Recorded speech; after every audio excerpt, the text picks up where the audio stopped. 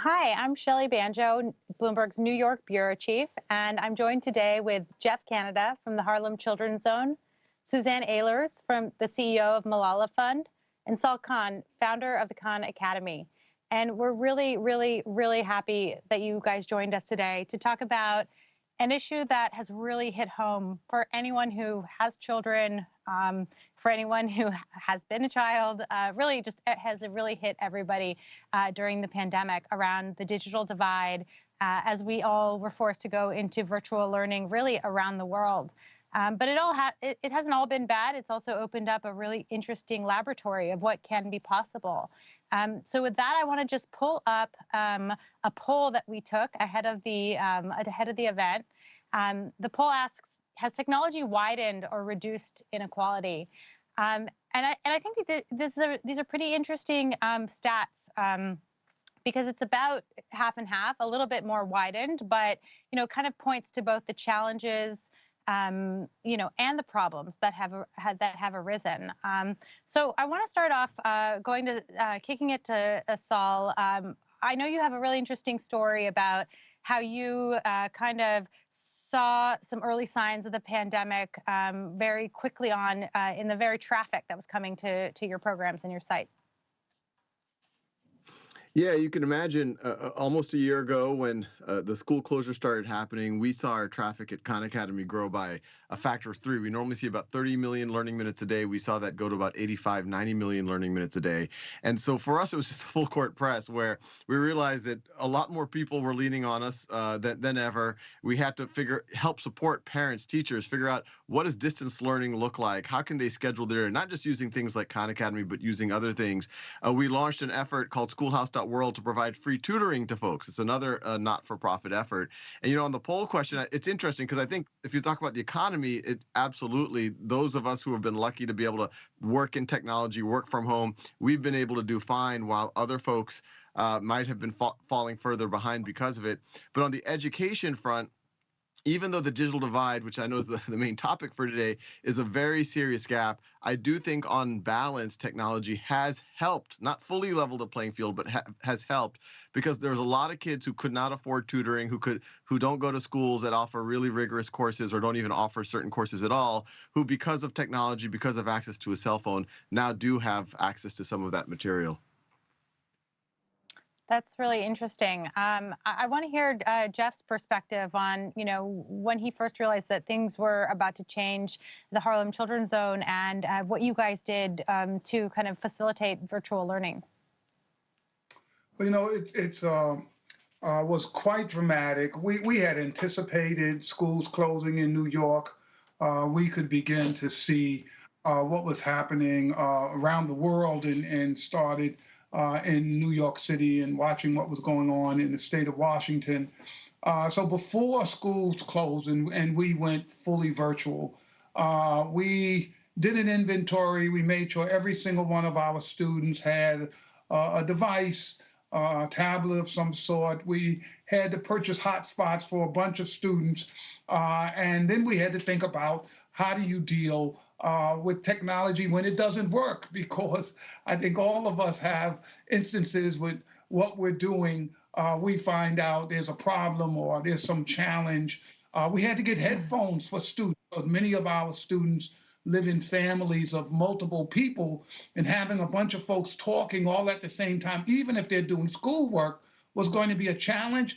So we really tried to tackle this head on, but it showed us, because we were using private dollars to pay for this, it showed us what was going to be the problem in poor children all over the country who were not prepared. The school districts weren't prepared for this, and they were going to be scrambling. And I think that scramble has had real uneven results, and lots of poor children have really struggled during this period of time. Jeff, how many of your students didn't even have internet? It was interesting. We found out about somewhere between 15 to 20% of our students just didn't have connectivity. And at the point we started trying to get hotspots, there were a whole bunch of folks trying to get them. So you had this sort of, people were scrambling for PPP and other things, but people were also scrambling just to try and get devices and hotspots for kids.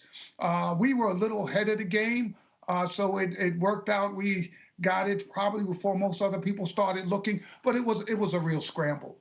And by the way, New York City, we're blessed. It is not. I mean, you can find places that don't have connectivity, and parents who are struggling paying for keeping their phones and things on. But there are lots of places in this country that are in a lot worse shape than New York City, even places upstate where this issue of connectivity was a real issue for families. I mean, I was going to say that's so astounding that in, arguably the most connected city in the world, or one of them at least, so many kids didn't even have the very basics of internet access to be able to connect to so many of the kinds of programs that Sal and others, were offering. I think it's a good segue into Suzanne. A lot of her organization's work is in other countries around the world. Suzanne, one thing that I thought was interesting from you is that you said one of your biggest takeaways was that keeping things simple was one way to reach students. I was hoping you could expand on that a little bit for us. Yeah, thanks for the question. It's true that Malala Fund is really focused in, sort of many places around the world, sort of, 10 countries and growing every year. And Jeff, I'm listening to you talk about connectivity issues, and certainly we've seen so many students, and girl students in particular, trying to study and learn in environments that just simply don't have, sort of reliable electricity, broadband, devices are sort of short in households, and sort of girls get access to those devices last. So we talk about the digital divide, and Malala Fund really exploring what does it mean to have a gendered digital divide. And so then your question, Shelly, about sort of just keeping it simple is how do we sort of invest in the champions who are already doing this work and who in many ways were sort of ahead of this curve in thinking about the delivery of education and the delivery of sort of social and emotional and mental health supports to kids. How do we keep that, sort of as streamlined and easy as possible? And if we can do that through technology, we will, and we'll invest there and we'll help accelerate that. If we can do it through radio programs like we're doing in northern Nigeria with a longtime partner and collaborator named Kiki James, we'll use the technology that's available to us to make sure that girls get the equitable access to it. But really sort of trying to meet the sort of the most simple and basic needs in order to bridge that divide, which we see in many places, unfortunately, has a real gendered element to it. I want to underscore that for people watching. This is a program that people are delivering classes on via radio, something that they realized people had the easiest access to was just being able to teach classes over radio, which I think is really interesting. And I wanted to hand it over to Sal and ask him, one thing that struck me at the beginning of the pandemic was this wave of Silicon Valley and technologists being like, this is actually great for this industry. Like, what can we do? Look at all these solutions we could find. And then you saw all of them kind of with their tail between their legs when they had to help their own children with remote learning, saying, wow, this is really harder than it looks. As someone who bridges that divide between technology and education, and you're kind of coming from both worlds, what are those lessons to the technology industry who may not have realized the kind of real life issues that you have to deal with? Yeah, no, definitely. Your question definitely made me smirk because I saw a lot of what you described. I'm sometimes viewed as something of a poster child for online learning, but I'll be the first to say that for myself, for my own children, or frankly for anyone else's children, if I had to pick between an amazing in-person teacher and the fanciest online technology, distance learning, AI, whatever, I would pick the amazing in-person teacher any day of the week. The other thing is a lot of times technology folks, and I can sometimes be, get into that mindset myself. We oftentimes get enamored with a solution and then we look for problems to that solution. And we've seen that in education where people just buy a bunch of iPads just hoping good things will happen, but they didn't have a clear view of what problem those iPads were going to solve. So I think especially in education where resources are scarce, you have to come up first with what is your pedagogical goal? And then based on that pedagogical goal, what are the various tools you can do to reach them? Usually the teacher is the biggest resource. Other things, it might be chalk, it might be paper. But if your pedagogical goal is, hey, there's some learning loss, there's unfinished learning, there's gaps from students in the past, past. It's hard for one teacher to be able to reach 30 kids, even during normal times, even pre-pandemic. Maybe there technology can help personalize more, create game mechanics, make it more motivating for students, give teachers more real-time data. And so when we went into the pandemic, as much as possible, myself and I think people who were able to step up in certain ways, they were thinking of it more of like, let's just try to force this technology on people. Let's just think holistically about what needs to happen. So a lot of what we put out around these daily schedules, there was a little bit of, yes, use Khan Academy, use resources like that, but there was a lot of make sure your kids go outside and play, make sure you can do, socially distanced play dates. Here's other resources where you can make sure you're socially, emotionally well off. So I think that is the main key. Now, some of what the technologists might have said, there is some truth to it, which is there's more energy than ever behind closing the digital divide. That will help more people be able to access these tools. And you do have a lot of folks who've been thrown into the deep end of the pool with technology. It's been hard. It's been uncomfortable this past year. People have made heroic efforts, but that activation energy for using some of these tools is now lower. So I think we will be able to use more innovation going forward. But once again, it's not innovation for innovation's sake. We have to think about what's the pedagogical goal we're trying to solve. Mm-hmm. But do you see a world where we aren't in classrooms anymore, that you can have a full education this way? Because you speak to so many parents who are just seeing their kids miserable in this virtual world.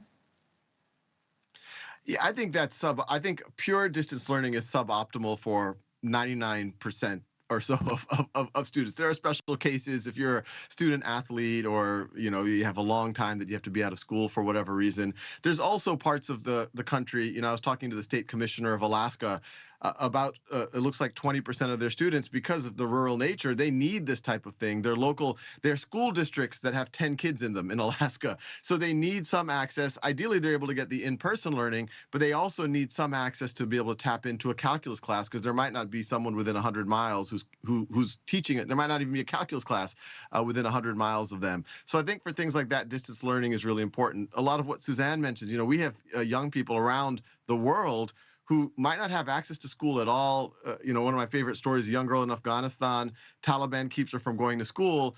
Things like Khan Academy were her lifeline. Now, ideally, she would have had that in a physical school setting, but when there isn't a physical school setting, we try to raise the floor for a lot of these kids.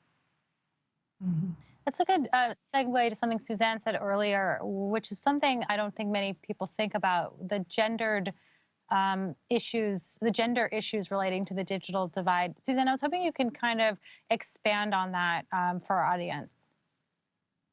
Yeah, and I think it looks different in every country in the world, but the places where Malala Fund is doing its work, in countries like Ethiopia, in Pakistan, of course, in India, in Brazil, what we're seeing is that there's sort of two pieces to it. There's some of the issues that I talked about earlier, that there is unstable electricity or broadband or issues, devices are sort of short in supply in a household. And so girls are just going to get access to those things later, when the brother has finished his work, or when the electricity is sort of more unstable in the evenings than it would have been during the day. So we see that from almost sort of like a hardware and infrastructure perspective.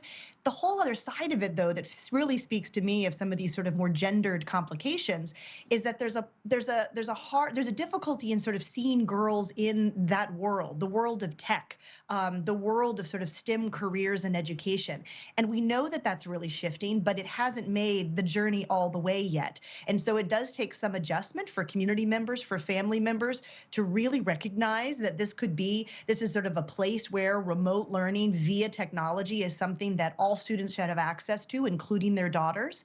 We have to address some of the safety and security issues online, again, for all students, but certainly those that disproportionately harm and impact girls, and that really keep parents from wanting their girls to be online because of some concerns about sort of risks to their safeties. So there's sort of both examples where, we see the digital divide as sort of playing out in ways that really disproportionately put girls back.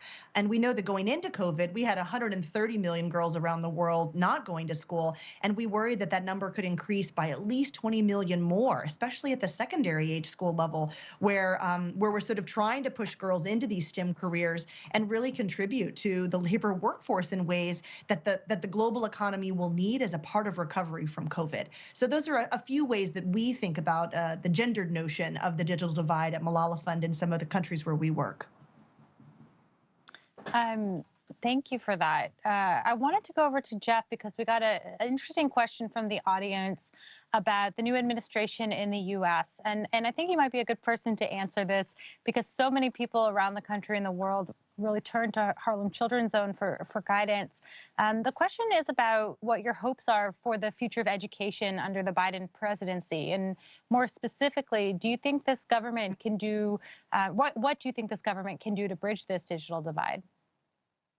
So I think the first thing that the Biden administration should do is admit that digital connectivity is the equivalent of textbooks. And we can't pretend that some kids can learn without it. Whether you're using it all the time or part of the time or seldom, young people have to be able to access information.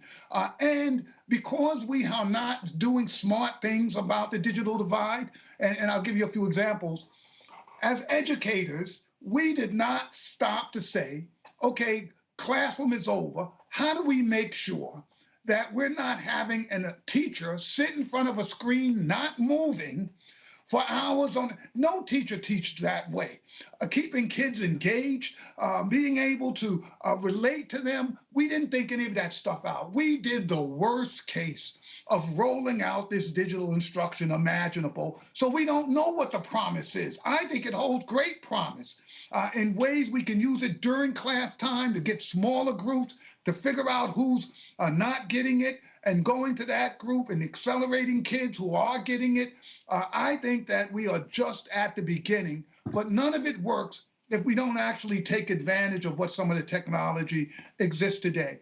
At our schools, we had cameras. Our teachers taught live and remote at the same time. The camera was following the teacher around. And so the kid got a sense of being engaged, or seeing the other students in the classroom and feeling like they were part of a group. I mean, this is not like rocket science. This is basic stuff that as educators, we just simply haven't done. The other thing I think the Biden administration has to make sure is that families can afford to be connected. I don't know how the rest of your bills come in about your technology and your devices, but it can get pricey very quickly. And we find that lots of our families are making decisions about trying to keep devices on or paying their electric bill or for food. I think we're used to dealing with free and reduced lunch areas. We know where young people are struggling and where families are struggling. We need to make sure there is free access and that devices are available to all of our young people. And it's not just a one-time thing. If I were the Biden administration, I would call for a task force of folks like Saul who've been doing this stuff and saying, okay, we didn't do a great job on this rollout. What can we do to prepare schools across this country to use this technology in a way that is additive, right? When we're back in the classroom, how are we using it for after school? How are we using it for homework support? How are we using it to make sure parents know where they can go to get help when their child comes to them and say, can you help me with this algebra problem? And if you know Jeff Canada, my answer would be no. I'd be saying you better go on Khan Academy because I think they have help for you there.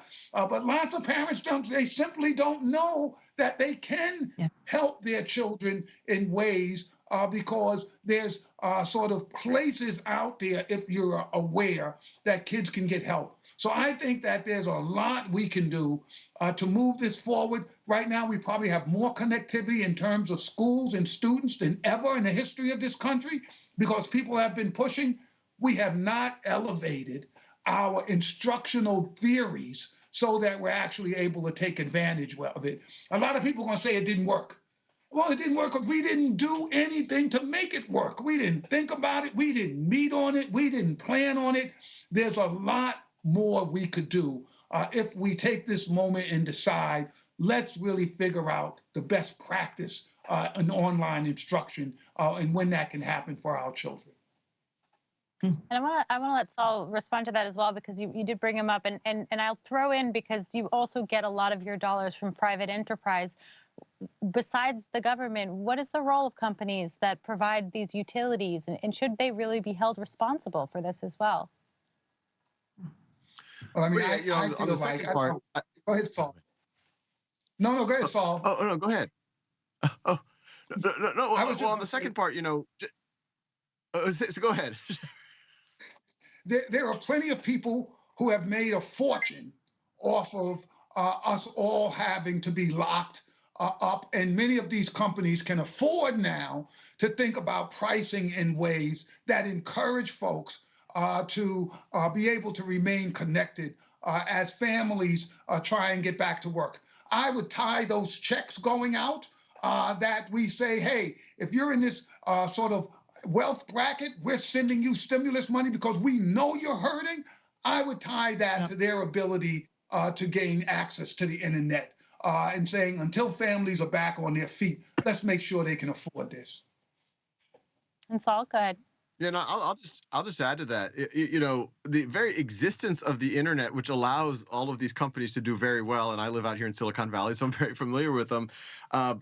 That is a public good. We all know this came out of DARPA, the defense agencies. The federal government provided this, and this is what allowed the Amazons and the Googles and the Netflix. I mean, if you look at in the evening what percentage of all traffic on the internet is Netflix and Amazon Prime, I think it's like 20 or 30%. It's significant, and this is all subsidized infrastructure. So just as in the physical realm, you have companies that will pay taxes to help build the local schools, the local parks, libraries. I do think there should be an analog in the digital realm.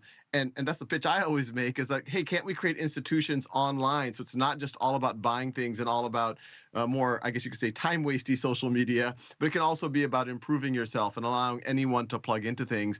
And to the question about, the Biden administration, I think it is all about, to Geoffrey's point, there's so many resources. There's free tutoring at schoolhouse.world for anyone, not just in the country, in the world. There's Khan Academy, but a lot of families don't know about this. There's easy wins to just make people aware about these and other resources, things like MOOCs, a lot of other things. Then the next layer is the supports. How do we work with the library systems, the after-school programs, the YMCAs, to make sure that there's that in-person support to get the kids online? And it's the best of both worlds, because there might not be someone at the YMCA who can tutor calculus, but there is someone at the YMCA who can put their arm around the child, give them a hug, motivate them, and say, hey, you should get on schoolhouse.world and get some tutoring, or go to Khan Academy and get some free help.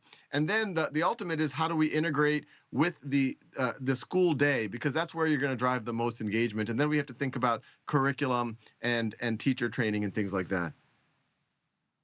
Great. Well, thank you guys so much. I think we could keep going for many hours. And the education reporter colleague of mine said, the pandemic made this issue so much more real for so many people. And so I really think that it will open up to a lot of solutions here as well. So thank you, Jeff, Suzanne, Saul. We really appreciate your time, and thanks for joining us. Thanks for having us. Thank you. Thank you.